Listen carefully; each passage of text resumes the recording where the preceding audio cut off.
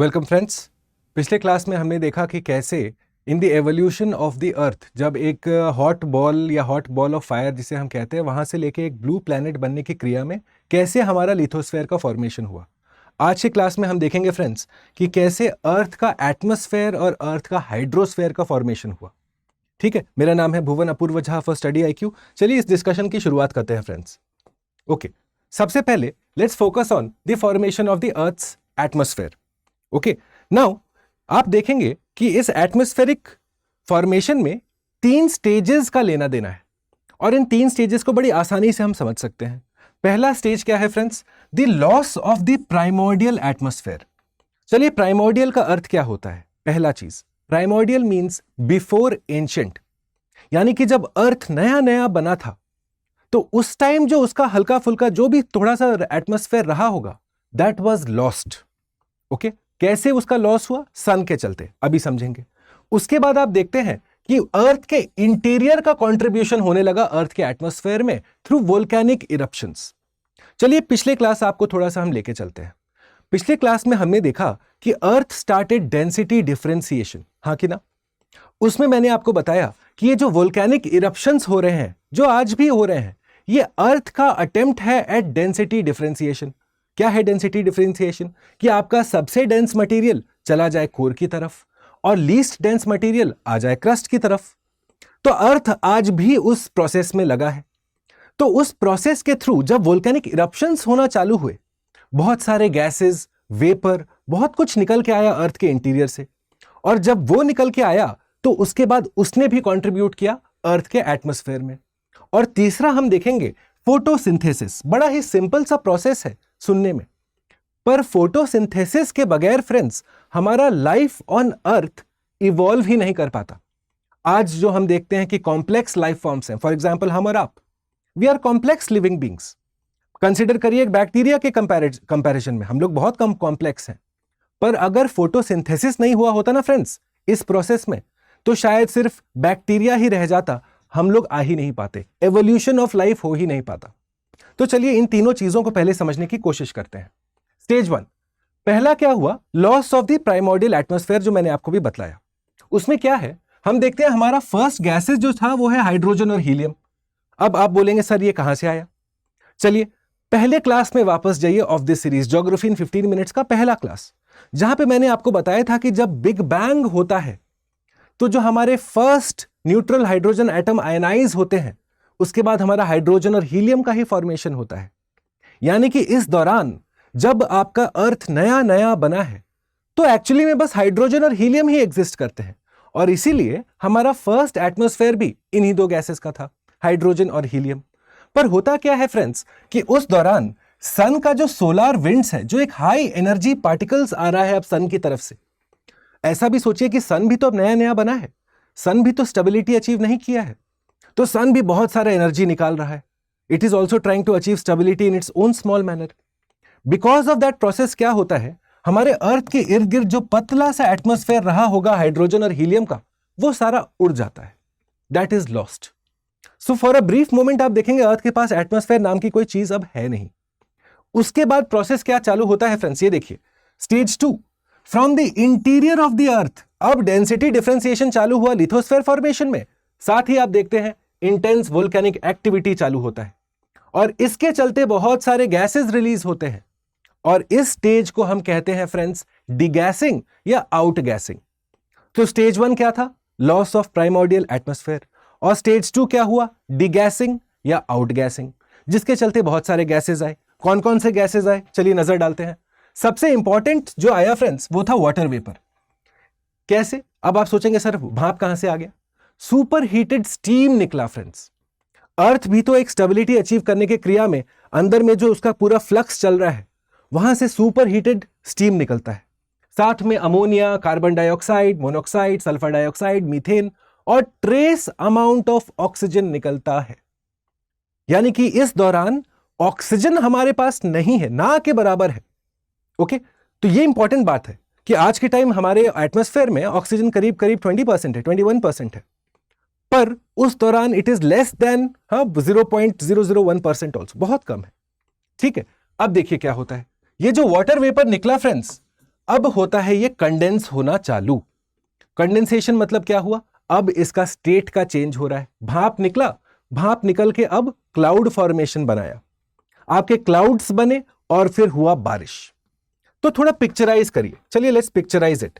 Consider करिए कि ये अर्थ का सरफेस है, ओके आपका वाटर वेपर ऊपर गया, क्लाउड फॉर्मेशन किया, बारिश हुई, इस बारिश होने के चलते फर्दर कूलिंग हुआ आपके लैंड का, और कूलिंग होने के चलते और ज्यादा फिर कंडेंसेशन हुआ, और ज्यादा क्लाउड्स बने, और ज्यादा बारिश हुआ। तो एक साइक्लिक प्रोसेस चालू हो गया फ्रेंड्स, ठीक है। ये सारा भाप का निकलना और फिर उसके बाद क्लाउड फॉर्मेशन होना और फिर बारिश होना, ये एक साइक्लिक प्रोसेस चालू होते जाता है, जो हम देखते हैं यहां पे कि due to rainfall further cooling of the earth, उसके चलते वाटर वेपर रिलीज होता है, उसके चलते रेनफॉल ज्यादा होता है।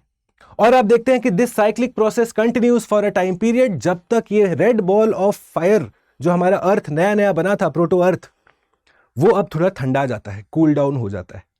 तो देख रहे हैं ये आउट गैसिंग का प्रोसेस कितना इंपॉर्टेंट था, क्योंकि इससे अर्थ का टेम्परेचर में स्टेबिलिटी आई, एक काफी हद तक स्टेबिलिटी आ गई। ओके चलिए आगे बढ़ा जाए।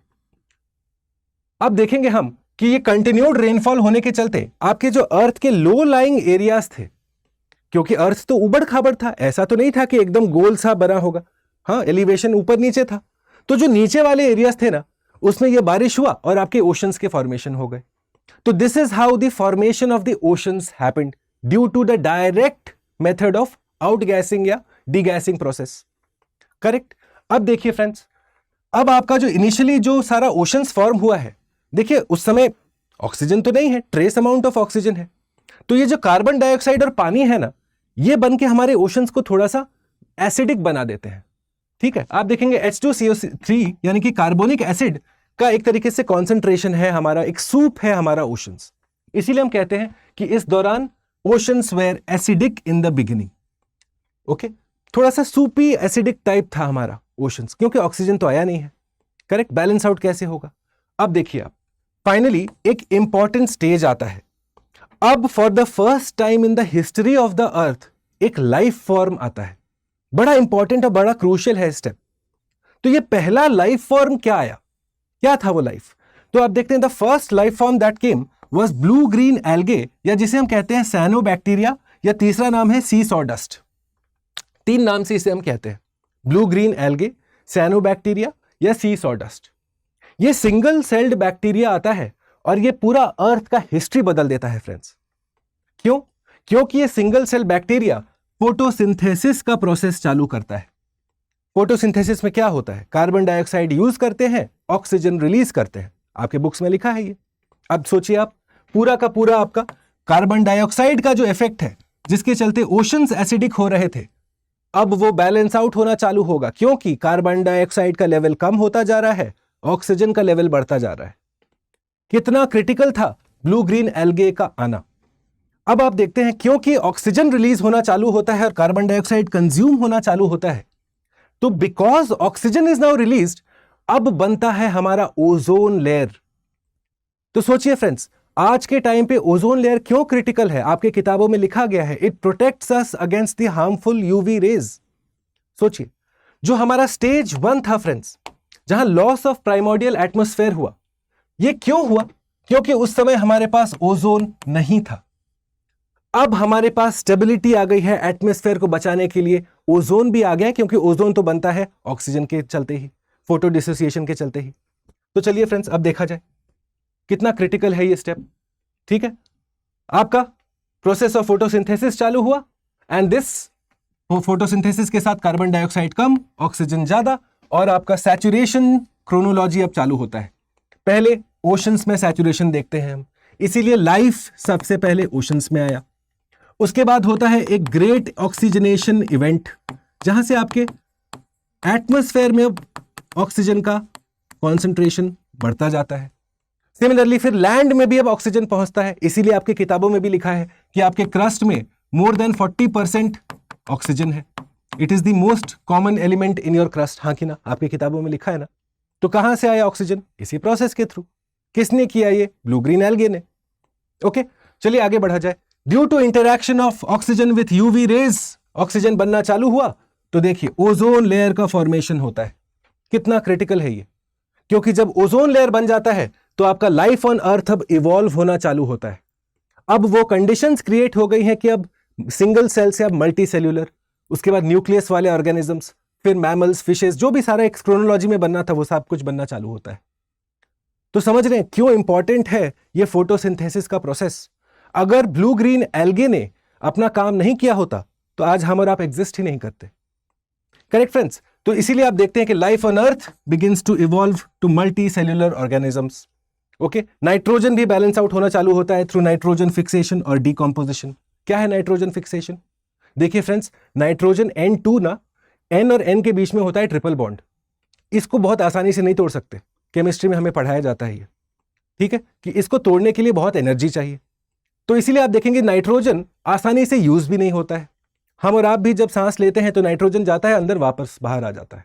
Okay, it is not used by the body in large amounts, क्योंकि बहुत एनर्जी चाहिए इसको तोड़ने के लिए। इसीलिए लाइटनिंग के दौरान आप देखेंगे नाइट्रोजन टूटता है, या फिर आप देखेंगे कि कुछ प्लांट्स में आपके रूट नोड्यूल्स के अंदर कुछ बैक्टीरिया होंगे, वो इसको तोड़ने की क्षमता रखते हैं, जिसे कहते हैं बायोडिग्रेडेशन ऑफ नाइट्रोजन। तो ये सारे प्रोसेसेस अब चालू हुए, अब नाइट्रोजन का भी बैलेंस आउट स्टेबिलिटी होना चालू होता है। And this is the formation of the earth's atmosphere.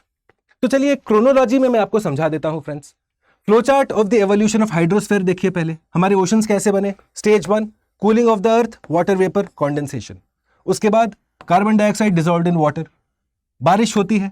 Further cooling of the earth हुआ, जितना ज्यादा कॉन्डेंसेशन उतना ज्यादा बारिश, वाटर डिपॉजिट होता है लो लाइंग एरियाज में, बन गए हमारे ओशंस। एक क्रोनोलॉजी आपको समझना है बस, ठीक है? एग्जामिनेशन में यही रिवाइज करके जाएंगे आप। Okay, similarly evolution of atmosphere देखिए। सबसे पहले loss of primordial atmosphere due to solar winds, solar winds के चलते चला जाता है। फिर आता है डीगैसिंग या आउट गैसिंग का स्टेज, इंटीरियर ऑफ द अर्थ से वोल्केनिक इरप्शंस होते हैं। उसके बाद आपका ब्लू ग्रीन एल्गे आता है, फोटोसिंथेसिस करता है। 10 क्योंकि ऑक्सीजन बना, ऑक्सीजन से आपका बनता है ओजोन, और ओजोन के चलते आपका finally multi cellular life form evolve होता है, और प्रेजेंट एटमॉस्फेयर में हम इवॉल्व करते हैं। आसान लगा फ्रेंड्स? ये दो जो लास्ट में मैंने आपको फ्लो चार्ट्स बनाए ना, ये बड़ा क्रिटिकल है आपके लिए। आपको एग्जाम के पहले इन्हीं पे नजर डालना है। चलिए, ये कॉन्सेप्ट्स अगर क्लियर हो गए आपके, तो इस सवाल का जवाब देंगे आप हमको नीचे कमेंट बॉक्स में। Okay, please answer this for me. Consider the following events during evolution of the earth: degassing, differentiation, photosynthesis, loss of primordial atmosphere. ठीक है, स्टार्टिंग फ्रॉम द अर्लीस्ट। बंधुओं, इसका जवाब देना प्लीज कमेंट बॉक्स पे। Okay, right. जाने से पहले ज्योग्राफी ऑप्शनल बैच क्लास चालू हो रहा है, ठीक है? जो हम पढ़ा रहे हैं ये तो जीएस ज्योग्राफी, ये बहुत आसान है। ज्योग्राफी ऑप्शनल थोड़ा सा हायर लेवल में घुसना पड़ता है हमें, ठीक है? आज शिक्षक दिवस पे इसका ओरिएंटेशन क्लास प्लान्ड है। आपको आज के दिन ही यानी कि 5 सितंबर को अगर आप साइन अप करते हैं तो 10% आपको एक्स्ट्रा ऑफ मिलेगा। ओके, और इस ऑप्शनल बैच के साथ जब आप जुड़ोगे तो आपको test writing series, answer writing का जो टेस्ट सीरीज है वो फ्री ऑफ कॉस्ट है, एनसीईआरटीज भी फ्री ऑफ कॉस्ट है, ठीक है? तो क्लासेस में जुड़िए मेरे साथ। मैक्सिमम डिस्काउंट के लिए बंधुओं, जब आप ऐप या वेबसाइट पे जाएंगे आपको यूज करना है कोड BALIVE, BA लाइफ, ठीक है? चाहे आप कोई भी जीएस का कोर्स ले रहे हो, चाहे ऑप्शनल ले रहे हो, कोई किताब ले रहे हो, कोई टेस्ट सीरीज ले रहे हो, सबसे मैक्सिमम डिस्काउंट आपको BA लाइफ से ही मिलता है। ये मैंने आपको बहुत बार बताया है, many of you have used it also. और साथ में प्रतिज्ञा प्लस बैच 2025 के स्टूडेंट्स, 2026 के स्टूडेंट्स, 2027 के स्टूडेंट्स। ओके, फैंटास्टिक अपॉर्चुनिटी है आप लोगों के लिए। फ्री ऑफ कॉस्ट में पढ़ाई कर सकते हैं प्रतिज्ञा प्लस बैच के साथ जुड़ के, ना सिर्फ प्रीलिम्स पर मेंस और इंटरव्यू भी, ठीक है? तो एंड टू एंड प्रिपरेशन होता है यहाँ पे, और क्लासेस में आप देखेंगे कॉन्सेप्चुअल क्लैरिटी और क्वेश्चन सॉल्विंग पे खासा हम लोग एफर्ट डालते हैं। तो अभी जाइए स्टडी IQ के वेबसाइट या ऐप, और मैक्सिमम डिस्काउंट के लिए बंधुओं आपको यूज करना है कोड BALIVE, BA लाइफ, ठीक है? चलिए, आप सबको बहुत बहुत शुभेच्छा, बहुत बहुत good wishes on teachers day. और किसी भी चीज़ के लिए जब आप स्टडी IQ की वेबसाइट या ऐप से आप खरीदते हैं या साइन अप करते हैं, मैक्सिमम डिस्काउंट के लिए आपने यूज़ करना है code BA live. I hope ये डिस्कशन आपको अच्छा लगा। Please do consider leaving a like and a comment. ये ज्योग्राफी इन 15 मिनट सीरीज आपको कैसा लग रहा है? आपका फीडबैक, आपका कमेंट्स मैं रेगुलरली पढ़ता रहता हूँ, ओके? और आपके सजेशंस को हम इनकॉर्पोरेट करते हैं क्लासेस में, तो आपका फीडबैक बहुत क्रिटिकल है friends. Let me know in the comment box below. I will see you very soon with the next class. Till then, bye.